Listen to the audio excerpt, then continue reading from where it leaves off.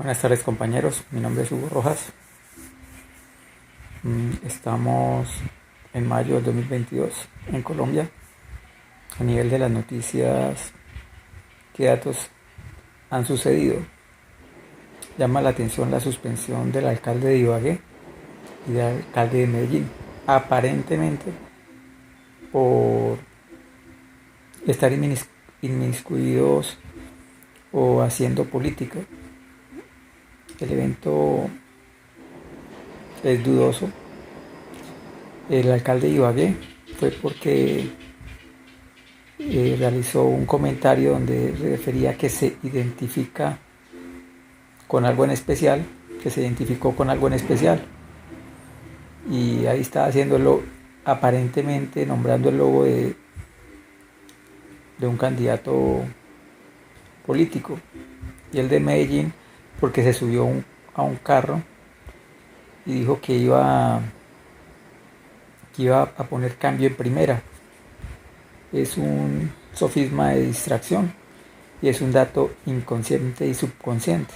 O sea, puede que lo estuvieran haciendo, pero es muy difícil de probar, es más inconsciente.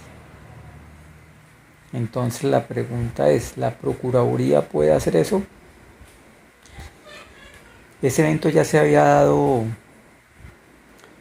en la alcaldía de Petro cuando estaba el procurador Ordóñez.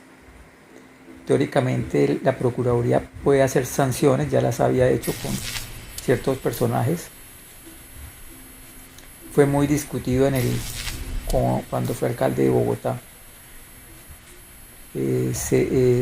La defensa fue con unas tutelas, no procedieron, no prosperaron. Entonces Petro puso una demanda a la Corte Internacional de Derechos Humanos y yo me preguntaba, bueno, ¿por qué tiene que ver la política con los derechos humanos?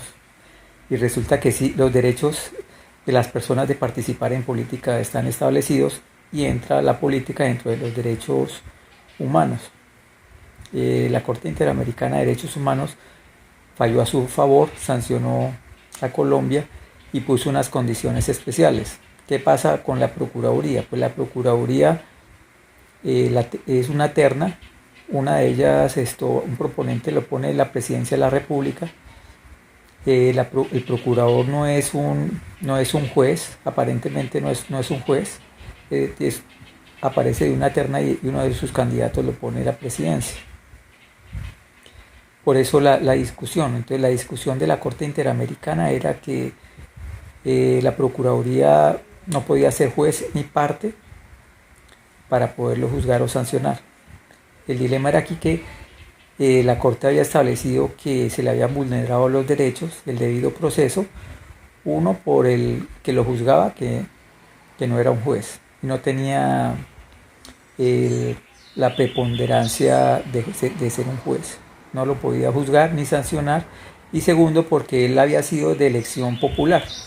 Esas fueron las consideraciones de la Corte. Puso unas consideraciones especiales para que el gobierno y el Congreso hagan las modificaciones y de todas maneras se sancionó al país y se le restablecieron los derechos al alcalde involucrado en ese momento. O sea, tocó llevar a las instancias internacionales. ¿Qué es lo que pasa actualmente?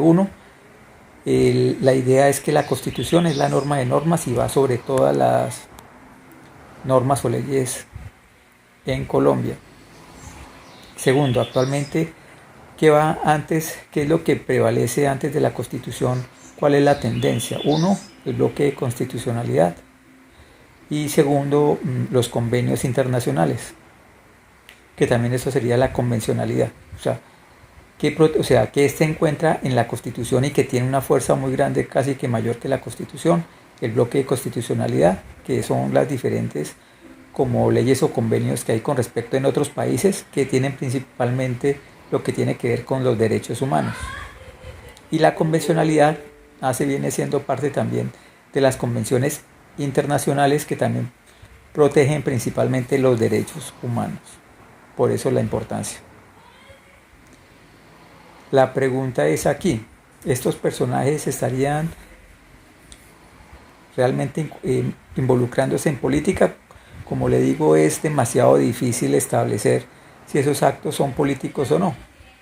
Hay un acto inconsciente de que lo podrían estar haciendo, pero es muy difícil de probar por la forma como lo hicieron. No están mencionando al personaje, el nombre del personaje es algo muy subconsciente, y en caso de la duda en el derecho, en caso de la duda, se favorece al demandado.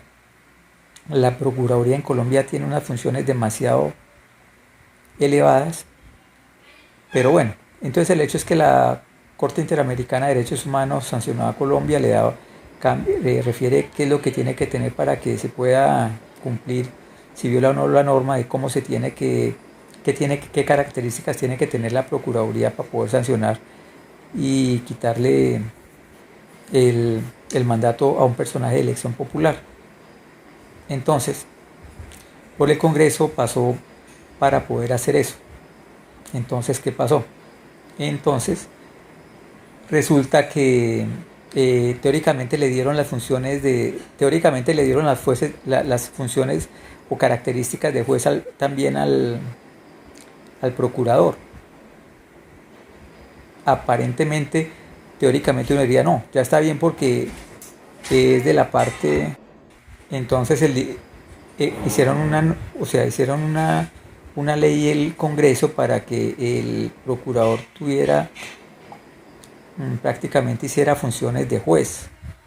Entonces se asumiría que cumpliría lo que es juez y tendría la potestad para poderlo teóricamente sancionar y retirar del puesto. Pero si hacemos otro análisis, por ejemplo, haciendo un ejemplo, entonces, por ejemplo, el dilema es que se puede considerar que el procurador es una terna y dentro de esas hay uno que lo escoge el presidente, o sea, va muy a favor de la parte política del presidente. Entonces, lo que se ha visto es que prácticamente los sancionados son los partidos alternativos, o a veces que son opositores del gobierno. A ellos sí los sancionan, los retiran, y a los otros no. Eso es lo que se ha visto. Entonces no se considera que sea como el procurador, que si bien es cierto puede sancionar, aquí pareciera estar haciendo un acto más político que judicial o sancionatorio. Entonces el Congreso hace unas normas, pero la norma sigue quedando mal, así haya pasado por el Congreso y así le hayan dado características aparentemente judiciales al procurador. Entonces, ¿por qué? Entonces, ¿qué es lo que dice? Entonces, no, un procurador diferente es el que lo investiga y otro procurador es el que lo condena. Pero vemos que el que manda es el procurador y se siguen los lineamientos del procurador. Entonces hay un sesgo jurídico y en este tipo de casos, y la probabilidad de que si existe una demanda constitucional otra vez a la Corte Interamericana de Derechos Humanos, la probabilidad de que vuelvan a condenar a la nación es alta porque se están violando los derechos humanos a nivel político. Entonces, un ejemplo, ¿cuál sería? Es como si, por ejemplo, el personaje político sancionado estuviera viviendo en la casa de la mamá con el padrastro, y fuera de eso, con los hijos del padrastro. El padrastro representa a la fiscalía. Entonces, comete un error el hijo de la mamá. Entonces perdió el año. El que lo juzga y lo condena es el padrastro, que viene siendo la fiscalía. Entonces hay un sesgo porque primero no viene siendo el hijo, se comportaría casi como la oposición y lo juzga y lo condena. Entonces no hay una imparcialidad en este tema. La Corte Interamericana hace unas modificaciones, pero ¿qué pasa en Colombia? ¿Cómo queda según la forma que hizo el Congreso, la última? Queda lo mismo, pero entonces resulta que el padrastro, para no inmiscuirse, llega y le dice a los hijos de él, o sea, a los hermanastros, a uno que verifique qué es lo que está haciendo y al otro que lo juzgue, pero sigue estando dentro del mismo rango de O sea, de la parte de la equidad, la probabilidad de que sea condenado es muy alto. Entonces, si vemos esos cambios, la probabilidad, sigue habiendo un error, así se hayan hecho cambios, se han hecho malos cambios. Entonces, la probabilidad de que vuelva a ser sancionado Colombia por ese tipo de actos es muy alto. Y la conclusión es que todos están haciendo política. Todas las directrices del Estado están haciendo política, incluyendo la Procuraduría, porque también se puede asumir que es un acto político, o sea, por donde se le mire, todos están haciendo política. Pero es interesante que se pueden ir a instancias como la tutela y el derecho internacional para velar por los derechos constitucionales y políticos de las personas, para que vayan entendiendo cómo va la causa. Gracias por su atención.